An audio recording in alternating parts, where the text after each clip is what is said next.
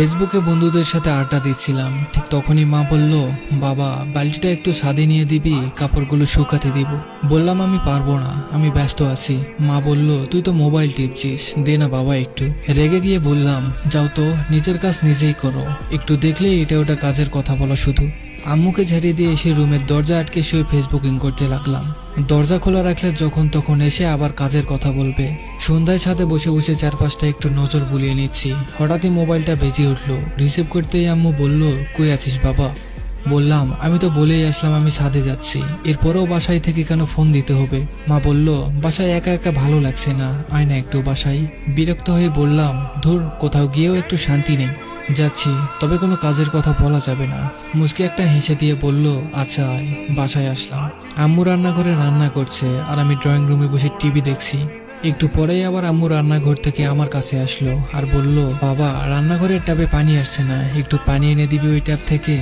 রেগে গিয়ে বললাম, আমি আগেই বলেছি আমায় কোনো কাজের কথা বলা যাবে না, এগুলো রান্না বান্না করা মেয়েদের কাজ, আমি ওসব করতে পারবো না। তুমি যাও তো, আমায় কার্টুন দেখতে দাও।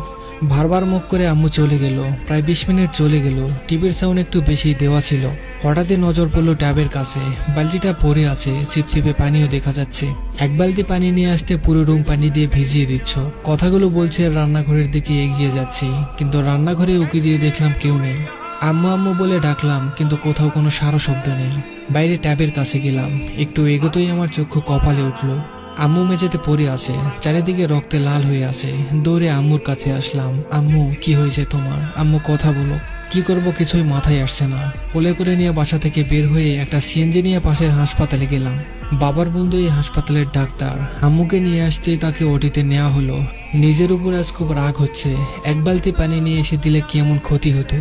আম্মুর কিছু হয়ে গেলে নিজেকে কখনোই ক্ষমা করতে পারবো না। একটু পরেই একজন নার্স এসে একটা কাগজ ধরিয়ে দিয়ে বলল, এগুলো নিয়ে আসুন তাড়াতাড়ি। আমি দৌড়ে ডিসপেন্সারিতে গিয়ে ওষুধগুলো নিয়ে আসলাম। আমি এসে দেখি ওবায়দুল আঙ্কেল ওটির বাইরে দাঁড়িয়ে আছেন। আঙ্কেলকে বললাম, আম্মুর অবস্থা কেমন এখন? আঙ্কেল বললেন, তোমার আম্মুর অবস্থা খুব খারাপ। তোমার আম্মুকে আমি গত সপ্তাহে বলেছি ভারী কাজ না করতে, কিন্তু কে শোনে কার কথা? শরীর একেবারেই দুর্বল, পড়ে যাওয়ার জন্য অনেক রক্ত বেরিয়ে গেছে। বললাম, যত রক্ত দরকার আমার শরীর থেকে নেন, আমার সব রক্ত বের করে নেন। আঙ্কেল বলল, আমাদের ব্যাংকে কিছু রক্ত ছিল, সেগুলো দিয়েছি, কিন্তু শরীর রক্ত নিচ্ছে না। তুমি নিয়ে আসতে অনেক দেরি করে ফেলেছ। কষ্ট হলেও বলতে হচ্ছে, এখন সবকিছু উপরওয়ালার হাতে, আমাদের করার কিছুই নেই। তবুও ডাক্তাররা শেষ চেষ্টা করছে। চোখের পানি মুছতে মুছতে বললাম, প্লিজ আঙ্কেল, এমন বলবেন না, আমার আম্মুকে বাঁচিয়ে দেন। আমার কথা শেষ না হতেই সাদা কাপড়ে মুড়িয়ে একটা নিতর দেহ নিয়ে নার্স বেরিয়ে আসলো। একজন ডাক্তার এসে আমার কাঁধে হাত রেখে বলল, তুমি নিয়ে আসতে অনেকটা দেরি করেছো, নয়তো তাকে বাঁচানো যেত। আমার পুরো পৃথিবীটা আজ থমকে গেছে। যাকে আমি এত অবহেলা করতাম, আজ তার নিতর দেহ আমার শরীরের সমস্ত শক্তি কেড়ে নিয়েছে। দু চোখ দিয়ে অঝরে পানি পড়ছে। কাপা কাপা হাতে মুখ থেকে কাপড় সরালাম। কোনোদিন ভালো করে এই মায়া মুখটা দেখা হয়নি। পৃথিবীর সমস্ত মায়া যেন এই মুখে। আম্মু, এই আম্মু, দেখো না, আমি আজ কোথাও যাচ্ছি না, তোমার কাছেই বসে আছি। চলো গল্প করি। কি হলো, গল্প করবে না? আমি আজ তোমার সব গল্প শুনবো। কোথায় কি করেছো, কোন দিন তুমি স্কুলে স্যারের বকা শুনেছো, সব শুনবো। বলো আম্মু, প্লিজ বলো। আমি তোমার সব কাজ করে দেবো আম্মু। একবার কথা বলো আম্মু। তুমি ছাড়া আমায় বাবা বলে কে ডাকবে বলো?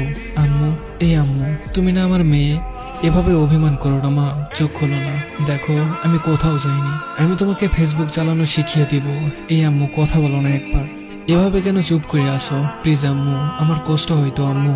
ও আম্মু, তুমি না বলতে আমার চোখের পানি দেখবে? আমি নাকি পাষাণ? এই দেখো আম্মু, আজ আমার চোখ ভিজে গেছে, কোনো বাঁধন মানছে না। একবার কথা বলো আম্মু। আমি তোমায় রানীর মতো করে ডাকবো, সবকিছু আমি করব, তুমি শুধু একবার বাবা বলে ডাকো। প্লিজ আম্মু, আমায় ছেড়ে যেও না। সেদিন আম্মু আর কোনো কথা বলেনি। ভার্চুয়াল জগতের মাঝে আমরা এতটাই ডুবে থাকি যে পরিবারের কথা ভুলেই যাই। তারাও চায় আমাদের সাথে সময় কাটাতে, আমাদের সঙ্গ পেতে। তাই সবাই নিজেদের পরিবারকে সময় দিন। তাদের সাথে যেটুকু সময় থাকবেন, সেটুকু আপনার হৃদয়কে প্রশমিত করবে। মনে রাখবেন, পরিবারের এক একটা সদস্য একবার হারিয়ে গেলে পৃথিবীর কোনো কিছুর বিনিময়ে আর ফিরে পাবেন না।